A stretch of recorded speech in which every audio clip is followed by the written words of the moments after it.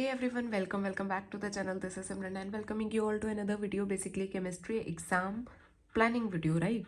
And ignore this, मैं पहले एक वीडियो शूट कर चुकी हूँ प्लानिंग की, जो मुझे अच्छी नहीं लगी, बेसिकली अच्छी नहीं बनी, इसलिए मैं दोबारा से रिकॉर्ड कर रही हूँ.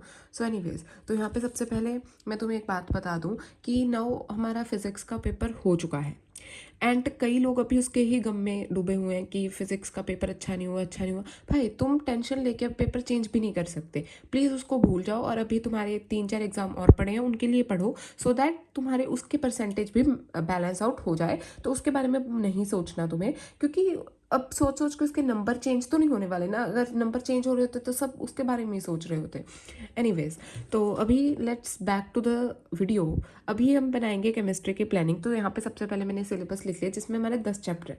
3 फिजिकल केमिस्ट्री के, 2 इनऑर्गेनिक के और 5 ऑर्गेनिक के. ये तो सबसे हो जाएंगे, पर मेन प्रॉब्लम आती है इन 5 में. ये 5 बहुत ज़्यादा डिफिकल्ट है फॉर मी टू.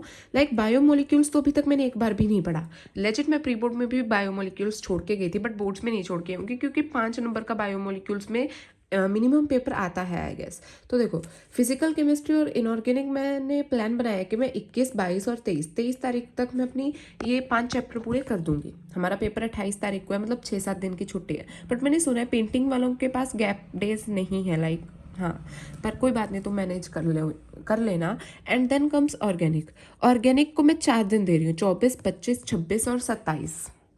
हाँ, जिसमें मेरा मेन टारगेट रहेगा कि मैं 26 तक अपना सारा सिलेबस वगैरह कंप्लीट कर दूँ और 27 को रिवीजन वगैरह करूँ, क्योंकि ये भी मैं भाई 21 तारीख को भूला हुआ भूल जाऊंगी ना 27 तारीख तक, तो रिवीजन भी इंपॉर्टेंट है.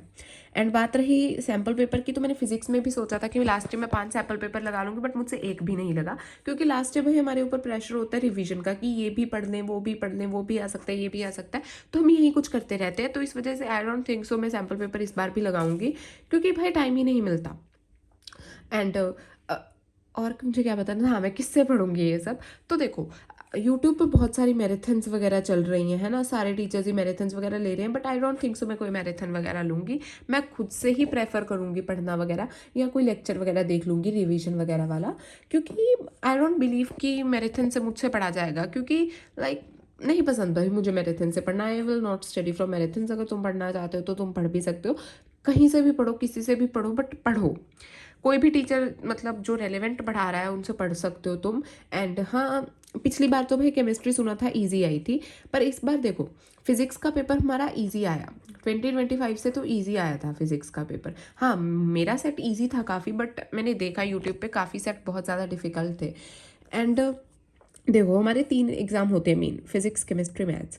And I don't think so maths का डिफिकल्ट आएगा पेपर. लाइक मैथ्स में वो जेई लेवल के question I don't think so डालेंगे, क्योंकि देखो मैथ्स सिर्फ नॉन मेडिकल वाले बच्चे नहीं देते, मैथ्स कॉमर्स और आर्ट्स वाले बच्चे भी देते हैं, कईयों के पास एडिशनल सब्जेक्ट होता है. तो I don't think so maths में वो जेई लेवल की प्रॉब्लम्स वगैरह डाल देंगे, बेसिकली उसको बहुत ज़्यादा टफ कर देंगे. तो वो इन दोनों सब्जेक्ट को टफ कर सकते हैं, जिनमें फिजिक्स उन्होंने टफ नहीं की. तो इस बार चांसेस है कि केमिस्ट्री डिफिकल्ट हो सकती है. ये मैं नहीं कह रही, मैंने कुछ यूट्यूब में शॉर्ट्स देखा था कि इस बार केमिस्ट्री डिफिकल्ट हो सकती है. हाँ, तो इसलिए प्रिपेयर पहले ही करके चलो. सॉरी, वो लाइट बंद होगी, इसलिए अपने आप को प्रिपेयर पहले ही करके चलो कि मतलब अच्छे से पढ़ लो.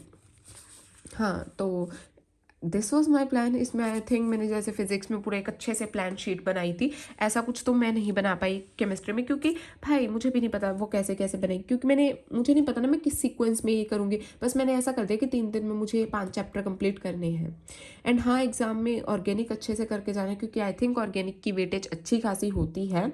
एंड पहले ही अब इस बार ऐसा मत करने लग जाना मुझे सिर्फ पास होना है. अभी तुम्हारे पास 7-8 दिन है, अच्छे से पढ़ लो. थोड़ा सा अगर पॉजिटिव सोचोगे तो उससे ज़्यादा सोचो भी. अगर तुम पास होने वाला सोचोगे और अगर कई बार वेटेज इधर उधर हो गई तो तुम्हारा क्या होगा. तो अभी टाइम है, अच्छे से पढ़ लो. सो anyways, that is it for this video guys. If you're new, make sure to subscribe and like this video. So see you guys in the next video. तब तक के लिए टेक केयर, बाय बाय. पढ़ते रहो, मचाते रहो.